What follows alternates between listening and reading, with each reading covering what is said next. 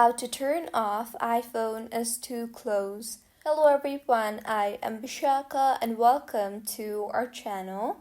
Now let's get right into the tutorial.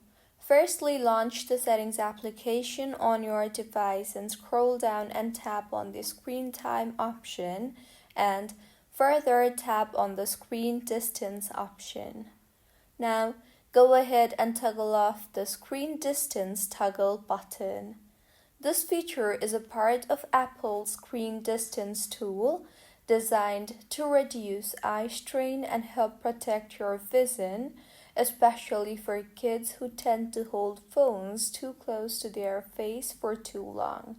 It uses the true depth effect, the one used for Face ID, to measure the distance between your eyes and the screen. If it's less than 12 inches, that is 30 centimeters, for an extended period, it alerts you with that warning.